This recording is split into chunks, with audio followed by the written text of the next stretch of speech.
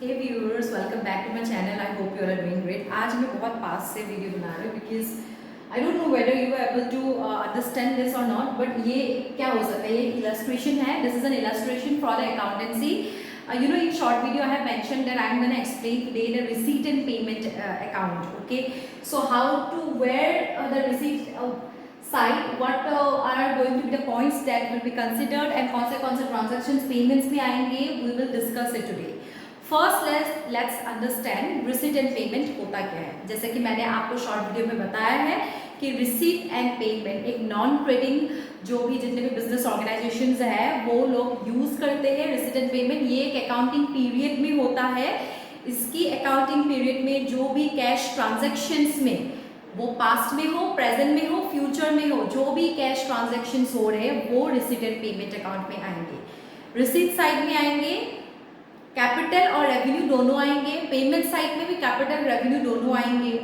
But जो हम cash किसी और को दे रहे हैं तो उस वो पेमेंट साइड में आएगा. भले ही आप पास्ट के कोई पेमेंट अभी दे रहे हो या फिर आप प्रेजेंट के पेमेंट दे रहे हो या फिर फ्यूचर के लिए अभी पेमेंट दे रहे हो इन एडवांस, वो मैटर नहीं करता है. जो भी जितने भी पैसे आपका ट्रांजेक्शन हो रहा है इस टाइम पे कैश में आप पे कर रहे हो वो आएंगे. और रिसीट के साइड में जो भी आप इस बार कैश सेल कर रहे हो, सपोज कोई एक फिक्स एसेट सेल कर रहे हो, सेल करने के बाद जो भी कैश आ रहा है वो चीज़ आपका रिसीट में आएगा. ठीक है. आपका कोई भी आप सपोज मतलब लीज में दे रखा है आपकी उस किसी कोई भी एसेट और उससे आपको मिल रहा है रेंट पर मंथ. ठीक है, वो भी आपका रिसीट साइड में आएगा. आप पहले समझते हैं कैपिटल और रेवेन्यू का डिफरेंस क्या होता है. ठीक है, मैं आपको ये प्रैक्टिकल ये आप स्क्रीनशॉट ले लो प्लीज. पहली बात तो अगर आपको यहाँ पे कोई चीज़ें अच्छे से नहीं दिखाई दे रही है, कोई दिक्कत नहीं है. आपको मैं डिस्क्रिप्शन में जब वीडियो अपलोड करूँगी I am gonna give the illustration in the description only box. ठीक है, उससे आप समझ सकते हो. आराम से वो इलस्ट्रेशन ले लेना और उसको प्रैक्टिस कर लेना. ठीक है, जब ये वीडियो देखो आप आराम से प्रैक्टिस कर सकते हो. मैंने यहाँ पे स्क्रीनशॉट ले लिया ताकि मैं आपको इलस्ट्रेशन अच्छे से समझा पाऊँ. ये क्योंकि मैं रब कर दूँगी. पहले मैं आपको इससे पहले मैं समझा देती हूँ कि जो लेफ्ट साइड में आएगा ना वो रिसीट आएगा, वो राइट साइड में आएगा वो पेमेंट आएगा. ठीक है, अभी लेफ्ट साइड में जब रिसीट में क्या क्या आएगा, capital receipt and revenue receipt. आप कैपिटल और रेवेन्यू पहले समझ लेते हैं क्या होता है इन नक्शल. कैपिटल जो आप लॉन्ग टर्म बेनिफिट के लिए कोई भी चीज़ आप मनी और एसेट हो गया कुछ भी चीज़ आप यूज़ कर रहे हो ना वो बोलते हैं. जैसे कि एसेट आपने खरीद ली. ठीक है, आपने पहले कैपिटल और रेवेन्यू समझते हैं पहले. हाँ, एसेट आपने खरीद लिया, मनी आपने इन्वेस्ट कर दिया. ठीक है, आपने लॉन्ग टर्म के लिए कोई लोन ले लिया है. ठीक है, उसमें कैश आ रहा है. वो सब कैपिटल होते हैं जो आप लॉन्ग टर्म बेनिफिट्स के लिए यूज़ करते हो. वो नॉन रिकरिंग होता है, वो एवरीडे बेसिस पे आप उसको यूज़ नहीं करते. जैसे कि आप फर्नीचर एवरीडे नहीं खरीदते.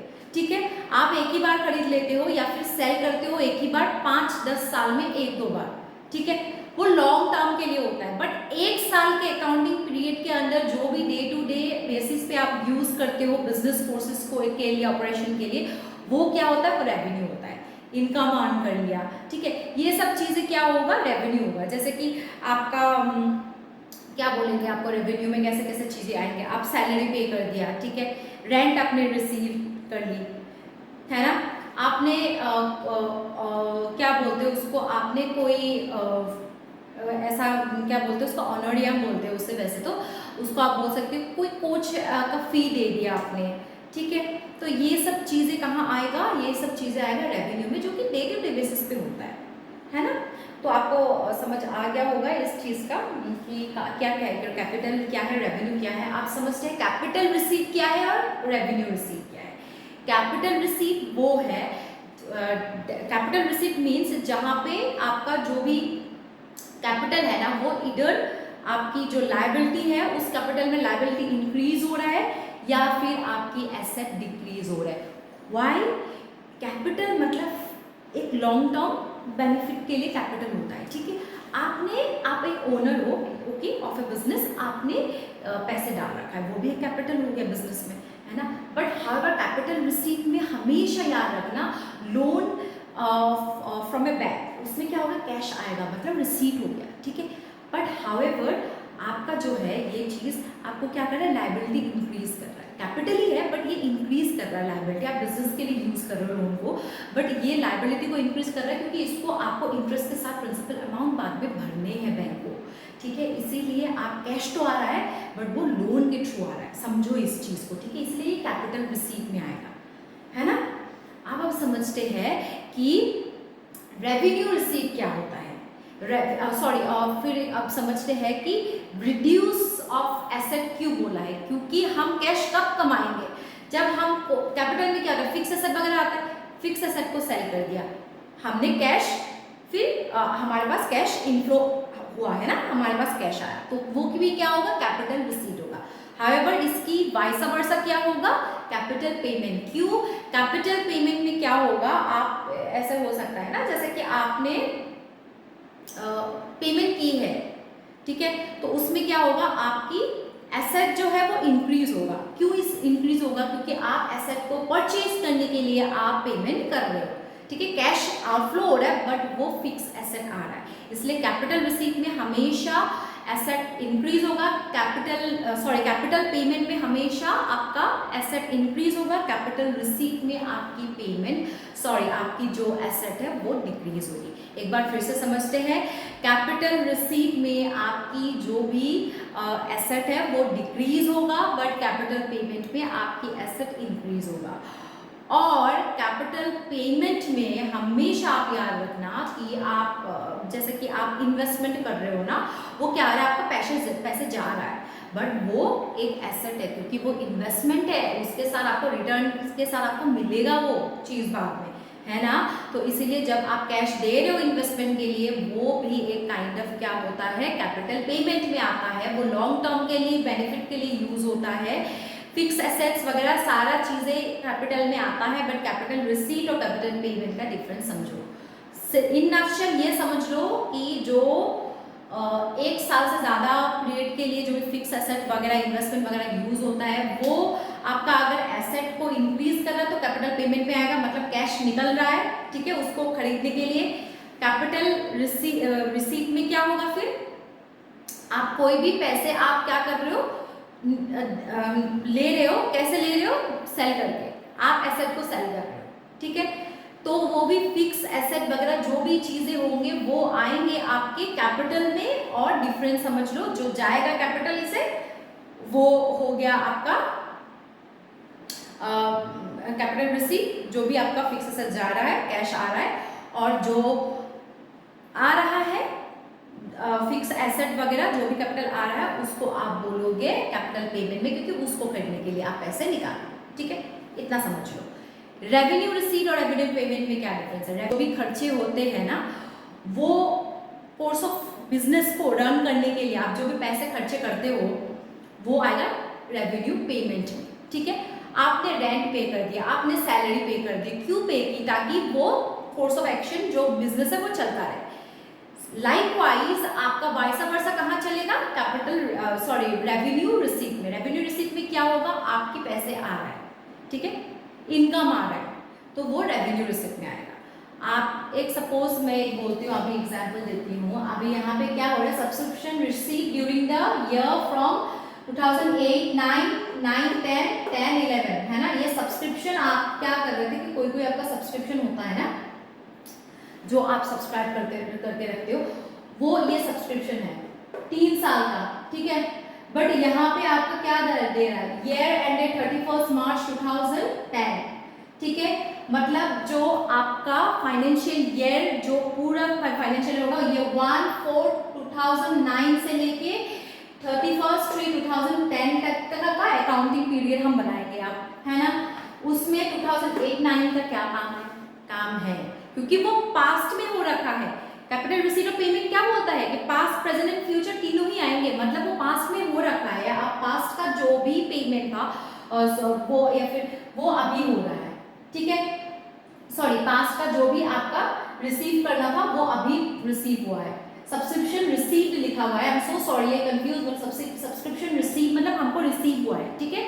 तो हमको जो आपको 2008-9 कैश आ रहा है ना, मतलब नहीं है कब का पेमेंट है क्या है, अभी आ रहा है ना, रिसीव हो रहा है, तो फिर वो 3000 इस साइड में आएगा, लेफ्ट साइड में, ठीक है, वो आ जाएगा, ये भी आएगा, ये भी आएगा।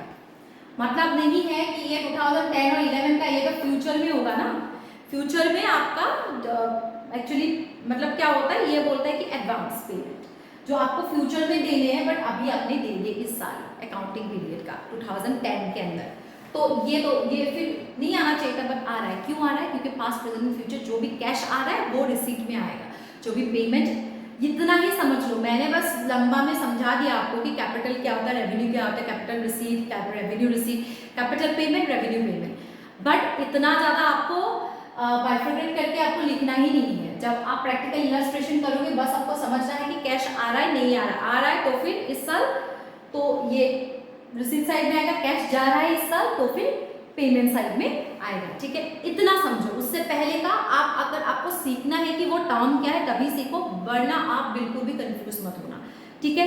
इसके बाद देखो, ये पूरा मैं पढ़ के आपको समझाती हूँ। Johar club had a cash and bank balance of 950, okay, 950 and 18,000 on 1st of April 2009, ठीक है। अब यहाँ पे बोला है prepare receipt and payment account for the year ended 31 March 2010, मतलब ये पूरा अकाउंटिंग पीरियड का आपको एक रिसीट एंड पेमेंट अकाउंट बनाना है।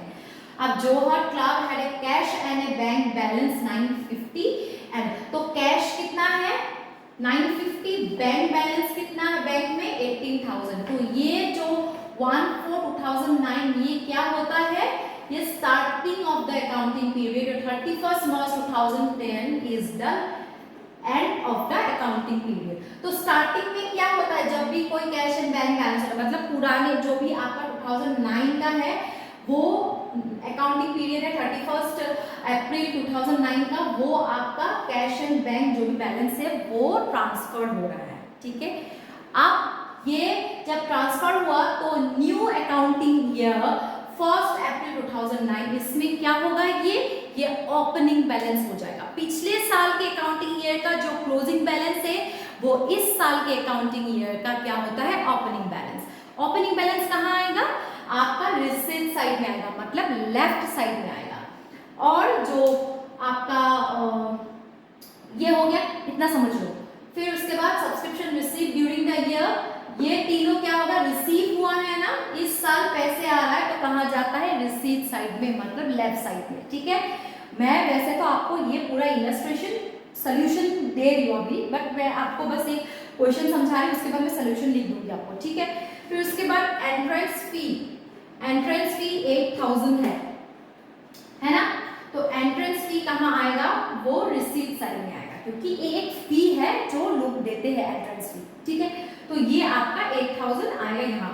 डोनेशन रिसीव्ड, डोनेशन क्या हो रहा है, कहीं से हमको मिल रहा है, नॉन प्रॉफिट ऑर्गेनाइजेशन हो ना, कहीं से कोई दे रहा है डोनेशन, तो इतना समझ लो, ये भी क्या हो रहा है, कैश आ रहा है तो रिसीट साइड पे। लाइफ मेंबरशिप फी, ठीक है, कोई आपको लाइफ मेंबरशिप फी दे रहा है तो वो भी आपका 2,000 क्या होगा, रिसीट साइड में आएगा, ठीक है।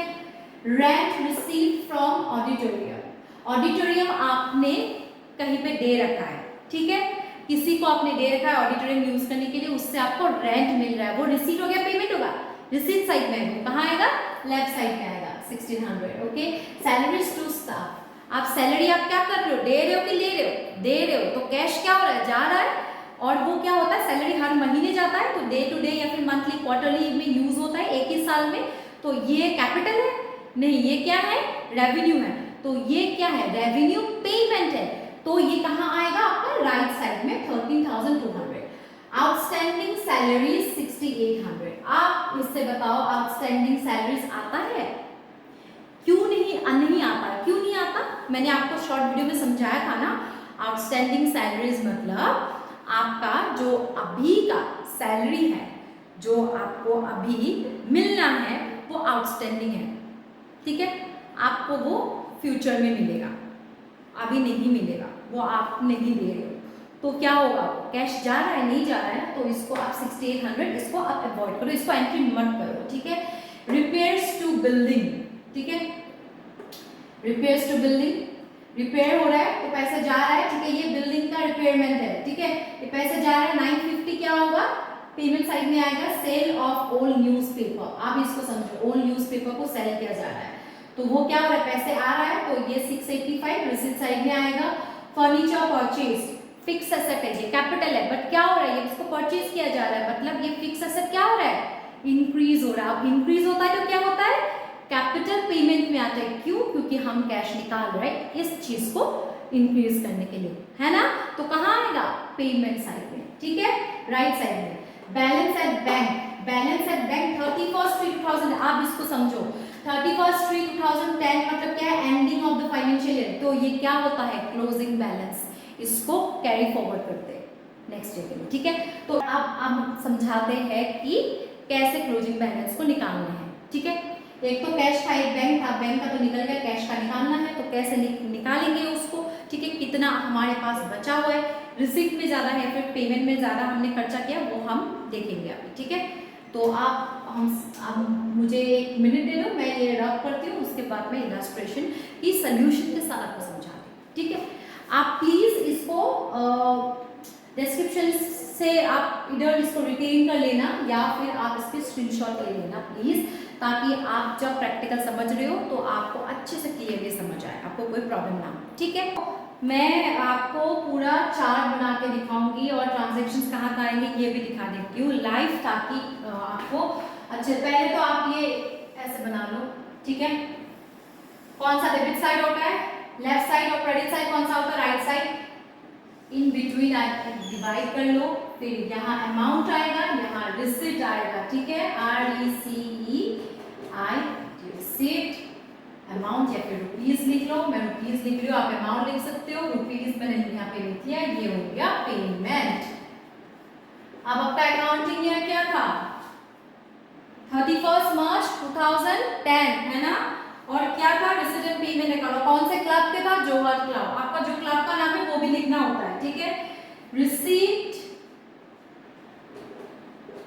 एंड पेमेंट, ठीक है, payment account of Jorhat club, ये नाम है उस एनजीओ का, सॉरी नॉन प्रॉफिट, ये क्लब ही है वैसे, ठीक है, बट नॉन प्रॉफिट ऑर्गेनाइजेशन का ये नाम है, ठीक है, कोई एक का। और ईयर एंडिंग क्या था, for the year ended 31 March 2010, तो ये हो गया आपका क्लोजिंग अकाउंट, ठीक है। आपने ऐसे लिखना ही है आपको, ठीक है। उसके बाद आपने जो ये चार्ट बना लिया है, आप ये रिसीट साइड है, तो रिसीट साइड क्या होता है, यहाँ पे लिख दिया करो डेबिट, और फिर पेमेंट साइड क्या होता है, क्रेडिट, ठीक है, इसको हमेशा लिखना, डोंट फॉरगेट इट। अब क्या समझते हैं इसको विद इलस्ट्रेशन, कहाँ कहाँ क्या आएगा। पहले क्या लिखा है, Johar club had a cash and bank balance of 950 and 18,000 respectively on April 4, 2009। मैंने क्या समझाया था, April 4, 2009 हो गया, तो ये ओपनिंग बैलेंस है, जो पिछले साल की जो 31 मार्च 2009 का जो कैरी फॉरवर्ड जो भी क्लोजिंग बैलेंस है, वो क्लोजिंग बैलेंस आपको अब ओपनिंग बैलेंस में लाना है। तो ओपनिंग बैलेंस कहाँ आएगा, रिसीट साइड में आएगा। यहाँ पे क्या दिया हुआ है, क्लब का जो कैश है वो कैश इन हैंड कितना है आपका 950, और कैश एट बैंक कितना है 18,000। आप कैश इन हैंड मतलब जो आपका क्लब है ना, उसमें जो कैश आपका बचा हुआ है, आपके हाथ में जो कैश है, बैंक मतलब आपने जो बैंक में रख रखा है, ठीक है, इसको समझ लिया। टू बैलेंस, ये ओपनिंग बैलेंस है, ठीक है, ब्रॉट डाउन विधि आप इसको समझते हैं। कैश इन हैंड कितना था इसका 950, है ना, मैं यहां लिखती हूँ, आप यहां भी डायरेक्ट लिख सकते हो। और कैश एट बैंक है आपका 18,000 रिस्पेक्टिवली। आप इसको कैलकुलेट करके इसका टोटल यहां आएगा, ठीक है। अब हम नेक्स्ट क्या आएगा, subscription receive during the year from members. आप जब एक क्लब हो ना, आपका एक क्लब है, उसमें मेंबरशिप फी दिया जाता है, ठीक है, सब्सक्रिप्शन लिया जाता है, मेंबर्स लेते हैं। तो वो चीज क्या होता है, वो यहाँ पे लिखा हुआ है 2008 और 9 के लिए कितना था, 3000 रुपीज। अब मैंने समझा आपको 8 और 9 क्या है, वो आपका पिछले साल का है, बट अभी आपको पैसे मिल रहा है, तो क्या होगा, वो कैश आ रहा है ना। क्या बोला था मैंने, पास्ट प्रेजेंट और फ्यूचर डजंट मैटर, वो कोई भी साल के हो, पास्ट का हो, प्रेजेंट का हो या फ्यूचर को, बट अगर कैश इस साल आ रहा है तो वो एंट्री होगा। ठीक है, इतना समझ लिया। तो अब सब्सक्रिप्शन क्या हो रहा है, 2008 और 9 पिछले साल के लिए क्या मिल रहा है, अब मिल रहा है ना, पिछले साल में रिसीट ऑफ पेमेंट में, लेकिन वो एंट्री नहीं होगा, इस साल में जरूर होगा। तो अब हम समझते हैं, यहाँ पे लिखते हैं, क्योंकि वो क्या हो रहा है, कैश आ रहा है, तो सब्सक्रिप्शन मैं शॉर्ट फॉर्म में लिख रही हूँ, ठीक है, फॉर 2008 to 9 कितना हो गया, 3000 आ गया, ठीक है। फॉर 9 to 10 मैं बहुत शॉर्ट फॉर्म यूज करती हूँ, सॉरी यहाँ इसके लिए। अभी इस साल का इस साल में आ रहा है, ठीक है, फ्रॉम 2010 to 2011 जो फ्यूचर में है, ये देखो इसमें समझ आ गया ना, फ्यूचर में जो लिखा हुआ है, जो फ्यूचर का जो पेमेंट है, उस जो मेंबर का जो सब्सक्रिप्शन है, जो पेमेंट उनको देने हैं, वो अभी दे रहे हैं, वो एडवांस में दे रहे हैं, पर वो कैश आ रहा है, तो इसीलिए वो रिसीट साइड में ही आएगा, वो 7000 है, ठीक है।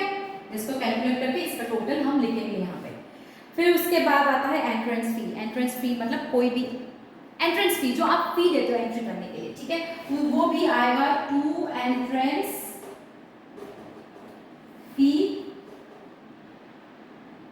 8000 एंट्रेंस फी हो गया, ठीक है। डोनेशन रिसीव, डोनेशन क्या हो रहा है, रिसीव हो रहा है, कोई हमको डोनेशन दे रहा है, कैश आ रहा है, तो टू डोनेशन रिसीव कितना आएगा, 15000, ठीक है। टू लाइफ मेंबरशिप वो कितना आएगा, I think I have to buy a bigger board, I am so sorry, मैं बहुत जल्दी कर दूंगी क्योंकि यहाँ पे तो आ भी नहीं रहा है पूरा टोटल। फिर उसके बाद रेंट रिसीव फ्रॉम ऑडिटोरियम, वो भी 1600 यहाँ ही आएगा, ठीक है। रेंट रिसीव्ड फ्रॉम ऑडिटोरियम कितना आएगा, 1600, ठीक है। और क्या है, सैलरीज टू स्टाफ। अब सैलरी टू स्टाफ क्या होता है, उसको आप पे कर रहे हो, ठीक है, और वो कहाँ आएगा, रेवेन्यू पेमेंट में आएगा। क्यों आएगा, क्योंकि वो आपका डे मंथली दे रहे हो, ठीक है, वो कोई लॉन्ग टर्म के लिए नहीं है, वो शॉर्ट टर्म है, मतलब आप डे टू डे आप बिजनेस में जो भी चीज़ें आप डेली कोर्सेज ऑफ एक्शन के लिए यूज करते हो वो आता है। और रेवेन्यू पेमेंट क्या होता है, जो आप पैसे दे रहे हो, ठीक है, वो बिजनेस चलाने के लिए, है ना। तो आप क्या होगा, सैलरीज क्या होता है, सैलरी नहीं दोगे तो बिजनेस चलेगा, तो आपके कंपनी में बंदे रहेंगे नहीं, वो आपका डेली कोर्सेज में आ रहा है, वो शॉर्ट टर्म होता है, ठीक है।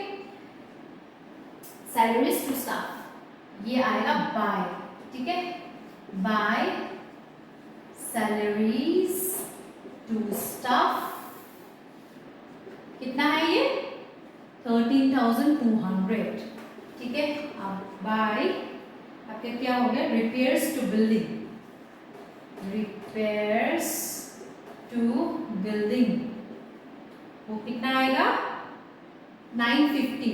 अब यहाँ पे है आउटस्टैंडिंग सैलरी, जो आपको मैंने समझाया, आउटस्टैंडिंग मतलब क्या होता है, वो आपको इस टाइम पे नहीं मिला है, सैलरी इस साल मिलना था बट आपको नहीं मिला, वो आउटस्टैंडिंग करके रख दिया, वो फ्यूचर में मिलेगा, तो वो आएगा नहीं आएगा, ठीक है, वो एंट्री ही नहीं बनेगा। अगर सैलरी पे कर दिया तो वो आपका पेमेंट हो गया, कैश जा रहा है, तो उसको आप रेवेन्यू के अंदर, रेवेन्यू पेमेंट के अंदर, रेवेन्यू छोड़ो, आप बस यहाँ पे डालो पेमेंट के अंदर, ठीक है। बट हाउएवर जबकि आपको पता है कि आपका आउटस्टैंडिंग सैलरी है, वो आपको मिला नहीं है कैश में, तो वो नहीं आएगा, तो उसको क्या करनी, अवॉइड करनी है। आप नीचे पे ये जब क्लोज हो जाएगा, इसके बाद एक नोट लिख सकते हो कि आउटस्टैंडिंग सैलरी क्यों नहीं आया, इट विल बी बेटर, और इसके लिए आपको अच्छा मतलब एक होता है ना, इंप्रेशन पड़ता है एग्जामिनर के जब पेपर चेकिंग होता है, ठीक है, कि हाँ ठीक है, जो आपको बंदे को समझ आ रहा है, बच्चे को समझ आ रहा है, ठीक है, इसीलिए आप नोट डाल लेना कि आउटस्टैंडिंग सैलरी क्यों नहीं आया, क्योंकि वो एडवांस में पे होगा, या फिर आपका वो एक्चुअल रिसीट नहीं हुआ है, या फिर एक्चुअल पेमेंट नहीं हुआ है, इसीलिए वो आउटस्टैंडिंग सैलरी नहीं हुआ, ठीक है, ऐसा लिख देना। Apart from that furniture purchase, तो क्या हुआ, फर्नीचर परचेज कर ली तो क्या हो गया, फिक्स एसेट इंक्रीज हो गया, पैसे निकल रहा है, तो ये फर्नीचर परचेज कितना हो गया, इसका क्या है, ओके आपका है कि 2520, ठीक है।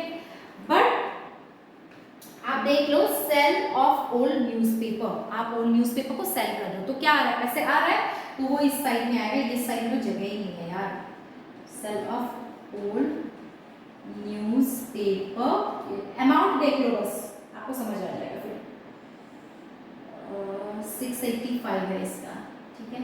आप इसको क्लोज करेंगे, ऐसे क्लोज करना है, चलो मैं इसको रब कर देता हूँ, ठीक है। आपको इसके बाद में क्लोजिंग कैसे करना है ये सिखा देती हूँ, ये ऐसे करना है, वैसे फर्स्ट ईयर में आपको समझ आ गया होगा, इसको अपनी क्लोजिंग कर दिया, ठीक है। आप यहाँ लिख देते हैं थोड़ा सा ऊपर, ठीक है। इसका बैलेंस कितना आएगा लिखना है, इसका बैलेंस पहले इसको लिख लेते हैं, आपका 8000 आएगा, ठीक है। 15,000 आएगा इसमें डोनेशन रिसीप्ट, प्रॉफिट है लाइफ मेंबरशिप कितना है आपका 2000, ठीक है। आपका रेंट रिसीव फ्रॉम ऑडिटोरियम कितना है आपका 1600, और आपकी जो सेल फॉर ओल्ड न्यूज़पेपर 685 हो गया। अब इसको कैलकुलेट करते हैं, कैलकुलेट करके इसका टोटल मैं यहाँ पे लिख दूंगी, just give me a minute, okay. देख सकते हो अभी इसका क्या हुआ, 950 प्लस 18,000, 18,950 आ गया। अब 3,000, 25,000, 7,000 को आप ऐड कर लो, ये तीनों ऐड करने के बाद 35,000 आ गया। आप इसको और 8,000, 15,000, 2,600, 685 इनको ऐड करने के बाद टोटल कितना आता है 8,000, 81,235। आप पहले तो आप ये इसको समझो कि इसको भी ऐड करो, इसको भी ऐड करो, ठीक है। दोनों साइड को ऐड करने के बाद जो ज्यादा आता है उसको आप यहाँ लिखोगे इस ब्रैकेट में, ठीक है। इसमें ज्यादा आया तो ये हमने लिख दी यहाँ पे, तो ये जब हमने लिख दी तो ये बैलेंस 81,235 से इनको माइनस करना है। हाउएवर उससे पहले एक टर्म था, क्या था याद करो, क्लोजिंग बैलेंस, रिमेंबर। यहाँ पे बोला गया था लास्ट में कि बैलेंस एट बैंक ऑन 31/3/2010, मतलब जो एंडिंग ईयर, जो फाइनेंशियल ईयर का क्लोजिंग था उसका जो बैलेंस है, क्लोजिंग बैलेंस पहले तो लिख लो इसको, ठीक है। क्लोजिंग बैलेंस इस साइड में वैसे भी आएगा क्योंकि जो रिसीट साइड है उसमें ज्यादा आएगा, ठीक है, अमाउंट। तो क्लोजिंग बैलेंस में आपका कैश इन हैंड आपको निकालना है, क्यों, क्योंकि कैश एट बैंक आपको दे रखा है, कैश इन बैंक और कैश एट बैंक वो कितना दे रखा था आपका 45,000, ठीक है, 45,000 आपका दे रखा था, ओके। आप जब यहाँ पे आपने 45,000 लिख लिया है, आप इसके बाद आप देखना क्या होता है इसमें, ठीक है। आप इसको एक काम करो, 81,235 माइनस 45,000, 21,520, 950, 13,200 को माइनस करो, जल्दी करो, ठीक है। मैं भी करती हूँ जिसके लिए मैंने, ओके। तो आपने कितना आया 565, कैश इन हैंड कितना आया 565। अब इसको आप क्या कर सकते हो, कोई डायरेक्टली यहाँ पे लिख देता है, मैं यहाँ लिख देता हूँ, तो फिर 560 आप टोटल करके लिख सकते हो, 565 प्लस 45,000 तो कितना आता है 4,500, 565 ऐसे लिख सकते हो, ठीक है। मैं तो ऐसे लिखती हूँ, बट प्रोबेबली अगर आपको लगता है कि ये सही नहीं है तो आप डायरेक्टली कैश इन हैंड यहाँ लिख सकते हो, कैश एट बैंक यहाँ लिख सकते हो, ठीक है। मतलब 45,000 और 565 यहाँ लिख सकते हो, या फिर आप यहाँ लिख देना जब आपको अगर कंफ्यूजन, किसी को कंफ्यूजन होता है इसलिए मैं यहाँ लिख देती हूँ, ठीक है। मैं यहाँ पे लिख के मैं टोटल कर देती हूँ, तो मैंने कर दी है अभी, ठीक है। अब क्या करना है आपको, यहाँ लिखना है बैलेंसिंग फिगर। क्यों बैलेंसिंग फिगर लिखा, क्योंकि जो बैलेंस है वो यहाँ है, मतलब आपको ये निकालना था, ठीक है। क्योंकि यहाँ पे बोला गया था कि आपकी रिसीट एंड पेमेंट अकाउंट आपको प्रिपेयर करनी है, तो रिसीट एंड पेमेंट अकाउंट में हमेशा आपको बैलेंस निकालनी है।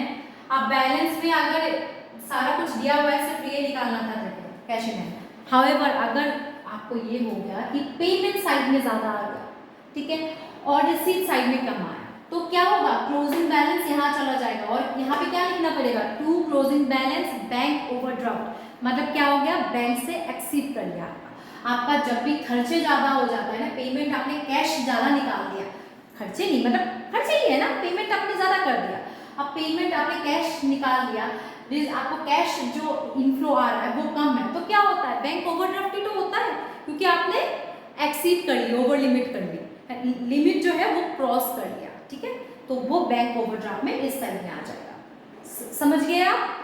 तो आप एक बार प्रॉपर देख लो कि क्या है ये चीज, कैसा है, मैं आपको इसलिए समझा रही हूँ विद लाइफ एग्जाम्पल, ताकि आप प्रैक्टिकल भी समझ लो कि कैसे करना है, ठीक है। इसके बाद आप, मैंने आपको बोला था, याद है कि जब भी आपकी क्लोजिंग बैलेंस होती है वो आपकी नेक्स्ट ईयर के लिए ओपनिंग बैलेंस होती है, मतलब ये जो है बाय क्लोजिंग बैलेंस, ये 31 मार्च 2010 के लिए ना, आप 1 अप्रैल 2010 के लिए क्या हो जाएगा, ये इस साइड में आ जाएगा, रिसीट साइड में, टू क्या हो जाएगा उसको, बैलेंस बीबी, ठीक है, कैश इन हैंड ये इतना आएगा, कैश एट बैंक ये इतना आएगा, इस साइड में लिख सकते हो यहाँ के नीचे, ठीक है, यहाँ के नीचे आप डायरेक्ट लिख सकते हो कि टू, ये क्लोज कर लिया ना आपने, ये क्लोज करने के बाद डायरेक्ट इसके नीचे लिख सकते हो कि टू बैलेंस बीबी, ये पार्ट यहाँ पे लिख सकते हो, बट नहीं भी लिखोगे तो चलेगा, क्योंकि ये मेन बात है कि आपको इस साल का बनाने को दिया है, तो इस साल का आपने बना लिया, ठीक है, हो गया, आप क्लियर हो?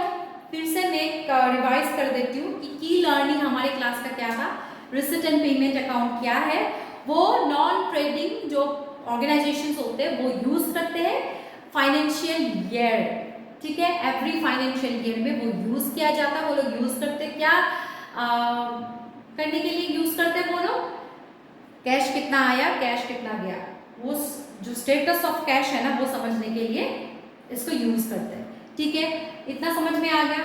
आप लेफ्ट साइड में, डेबिट साइड में क्या क्या आता है, capital receipt and capital payment, capital और sorry capital receipt and revenue receipt, है ना, और राइट साइड में क्या आता है, capital payment and revenue payment. आप कैपिटल क्या है इन नटशेल, वो एक लॉन्ग टर्म बेनिफिट के लिए आप जो भी यूज करते हो और वो रेगुलर बेसिस पे यूज नहीं होता है, वो इधर आपके मनी आप वहाँ पे डाल रहे हो या फिर एसेट कोई भी आप इसको फिक्स एसेट को बाय कर रहे हो या फिर सेल कर रहे हो, वो सब चीज़ें कैपिटल में आता है, मतलब वो लॉन्ग टर्म में होता है।